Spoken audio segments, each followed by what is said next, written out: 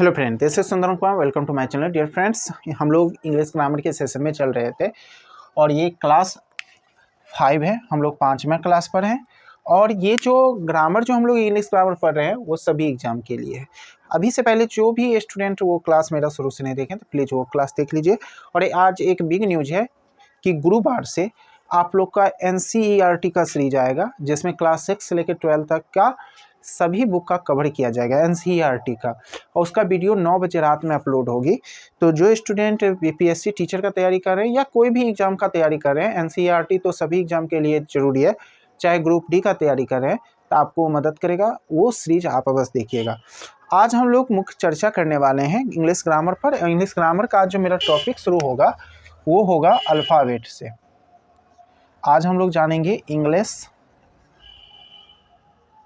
Alphabet.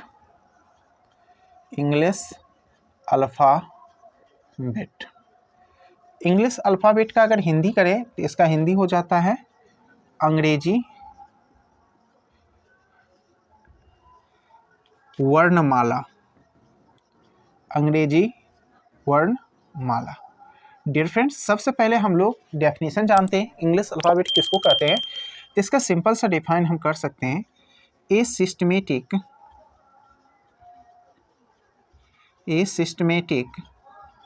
Group of 26 letters. A systematic group of 26 letters is called English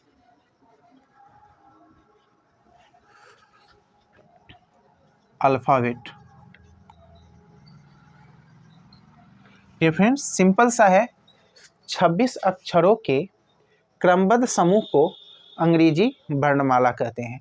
तो इसका हिंदी लिख लीजिएगा, 26 अक्षरों के क्रमबद्ध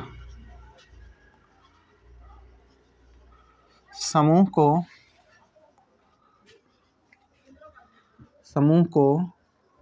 अंग्रेजी वर्णमाला कहते हैं। सिंपल सा डेफिनेशन है। जैसे एग्जाम्पल देख सकते हैं, जैसे हम लिखते हैं A B, हम स्मॉल और कैपिटल दोनों लिख देते हैं और आप लोग देखेंगे मैं कैसे लिख रहा हूँ, B C D E। आप लोग को डियर फ्रेंड्स ये तो आता ही होगा Z। ये हो गया आपका अंग्रेजी वर्णमाला, यानी जो हम लोग क्रमबद्ध लिखते हैं ABCDEFGHIJKLMNOP QRSTUVWXYZ। देखिए मैंने अभी जो उच्चारण किया उसमें कुछ लेटर का उच्चारण आपको अलग लगा होगा। जैसे F को हम F पढ़ते हैं, P को हम फी पढ़ते हैं, सही उच्चारण फी होता है। T को हम ठी पढ़ते हैं, ठीक है ना। V को वी पढ़ते हैं, ठीक है ना। Z को हम G पढ़ते हैं। तो ये सब कुछ उच्चारण है, आप लोग ध्यान रखिएगा, ठीक है। अगर ABCD पढ़ने में दिक्कत होगा तो कमेंट करिएगा, मैं एक वीडियो बना दूंगा ABCD पर और लिखना भी सिखा दूंगा कैसे लिखना है। अगर कोई दिक्कत नहीं है तो वो छोटी छोटी बातें हैं, इसलिए मैं उस पर ज़्यादा डिस्कस नहीं कर रहा हूँ, आगे बढ़ रहा हूँ। चलिए अब हम लोग डिस्कस करेंगे parts of English alphabet.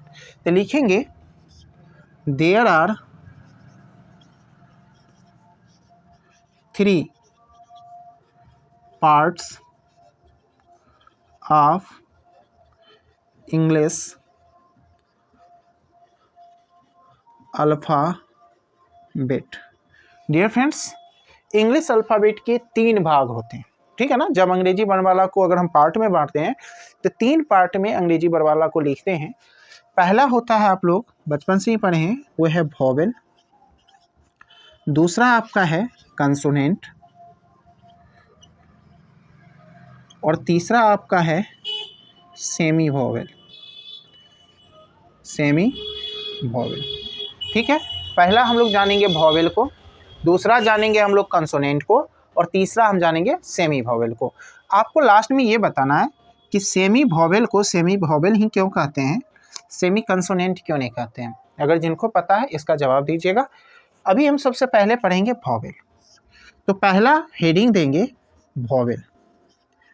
Vowel means होता है डियर फ्रेंड्स स्वर्ण, स्वर वर्ण, स्वर नहीं, स्वर वर्ण, स्वर वर्ण। सबसे पहले हम लोग स्वर वर्ण किसको कहते हैं इसको जानने की कोशिश करते हैं। ओके, तो इसका डेफिनेशन होता है, लिख सकते हैं letters which are articulated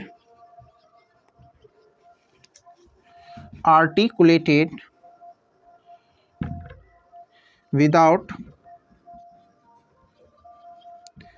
friction in air passes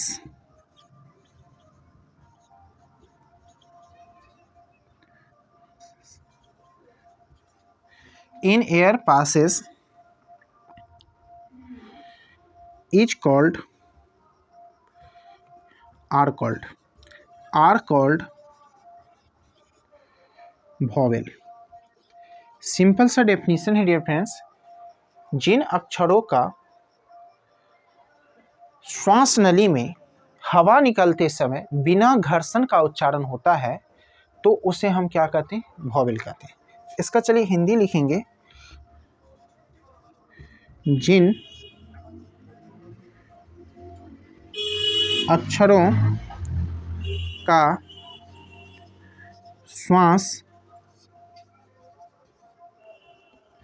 श्वास नली को प्रखनली भी बोल सकते हैं, आर्टिकुलेटेड मीन्स होता है, लेकिन यहाँ श्वास नली ठीक रहेगा। जिन अक्षरों का श्वास नली में हवा निकलते समय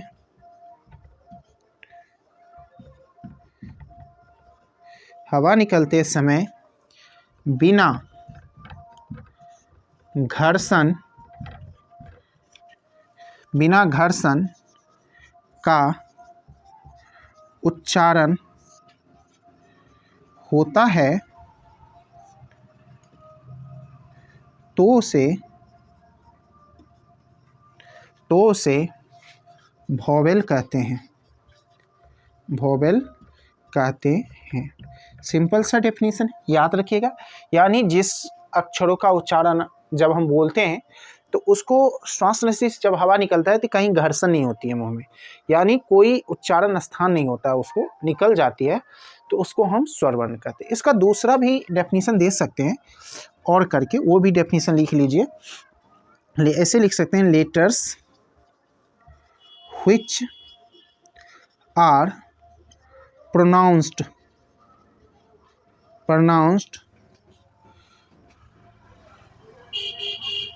without the help of any sound is called vowel, तो डियर फ्रेंड्स इसका हिंदी होता है, letters which are pronounced without the help of any sound is called vowel. यानी जिन अक्षरों का उच्चारण बिना किसी ध्वनि के सहायता के होता है तो उसे हम क्या कहते हैं, वॉवेल कहते हैं, यानी स्वर वर्ण कहते हैं। तो इसका हिंदी लिख सकते हैं, जिन अक्षरों का उच्चारण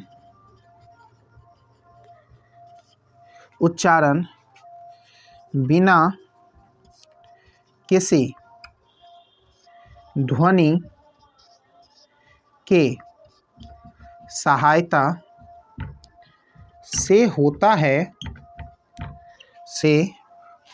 है तो उसे